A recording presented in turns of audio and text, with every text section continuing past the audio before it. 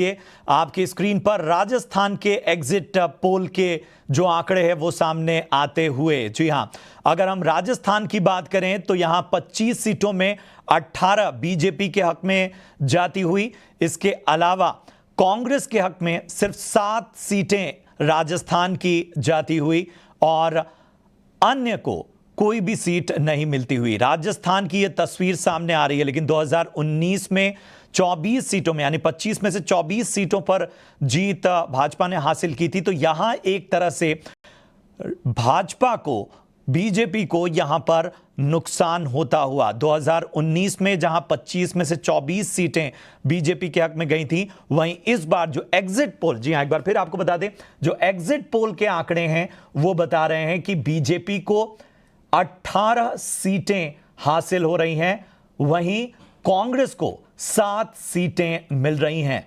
और अन्य के खाते में कोई भी सीट नहीं जा रही है। लेकिन अगर 2019 से इस प्रदर्शन की तुलना करें तो यहां पर भाजपा को नुकसान होता हुआ। अनुज जी, मैं आपके पास आना चाहूंगा। राजस्थान में भाजपा का अगर एग्जिट पोल का आंकड़ा देखें, ये शायद अभी तक के जितने एग्जिट पोल के आंकड़े आए, राज्यवार हमने बात की, जहां जहां पर भाजपा से उम्मीद थी, जहां बीजेपी से उम्मीद थी, वहां पर बीजेपी ने उम्मीद से बेहतर या तो प्रदर्शन किया या पिछले प्रदर्शन को रिटेन किया। लेकिन राजस्थान में हम देख रहे हैं कि डेंट लगता हुआ। कैसे देख रहे हैं आप इसे? ये देखिए, राजस्थान के मुझे बहुत चौंकाने वाले नहीं लगते। मुझे हो सकता है बीजेपी 18 की जगह 20 तक सीटों तक पहुंच जाए, लेकिन एक बहुत बड़ा फैक्टर जो राजस्थान में है वो बीजेपी में वसुंधरा राजे फैक्टर है।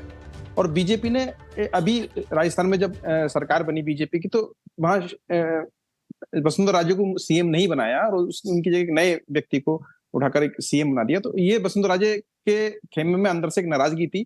मुझे लगता है कि इस नाराजगी का जो आउटपुट है इस लोकसभा चुनाव में कहीं ना कहीं आया है। वसुंधरा राजे खेमे के वोट उस तरीके से बीजेपी को नहीं पड़े जिस तरह से पड़ने चाहिए थे, और अशोक गहलोत और सचिन पायलट में पैचअप कराने में कांग्रेस कामयाब रही। तो इस वजह से दोनों धड़े जिस तरीके से एक दूसरे के खिलाफ चल रहे थे और बीजेपी उसका फायदा लेने की कोशिश कर रही थी, कई बार सचिन पायलट के ग्रुप को अपनी तरफ मिलाने की कोशिश हुई, वो भी नहीं हो पाया। तो उन सबके बाद भी अगर बीजेपी 18, 19, 20 तक सीटें ले आती है, एक बिल्कुल नई एक तरीके से वहां बीजेपी में एक तरीके से कुछ मोदी अमित शाह के हिसाब से एक नया संगठन और नई सरकार बनी है, नया व्यक्ति सीएम बना है, उसके बाद अपनी इतनी अच्छी पोजीशन रिटेन कर रही है बीजेपी, तो ये मैं उपलब्धि मानता हूं। और बीजेपी की हाईकमान ये कैलकुलेटेड रिस्क लेके चली थी। उसको पता था कि 3-4 सीटों पर उस पर नुकसान हो सकता है, लेकिन लॉन्ग टर्म में वहां पर उनको एक नए मैसेज देना था अपने कार्यकर्ताओं में भी, जनता के बीच में भी, कि पुरानी जो रिज्म है जिसमें कहीं ना कहीं वसुंधरा राजे और अशोक गहलोत का आपस में एक ट्यूनिंग बैठी हुई थी, एक बार वो आते थे, एक बार वो आते थे, और एक दूसरे को वोट ट्रांसफर भी करते थे, एक दूसरे सपोर्ट भी करते थे, तो वो खेल अब बंद हो गया। मुझे लगता है एक बहुत बड़ा चेंज है राजस्थान में, और इसके जो फायदे हैं राजस्थान की जनता को आने वाले समय में मिलेंगे, और बीजेपी में एक नई राजनीति को एक आश्रय मिलेगा, प्रश्रय मिलेगा।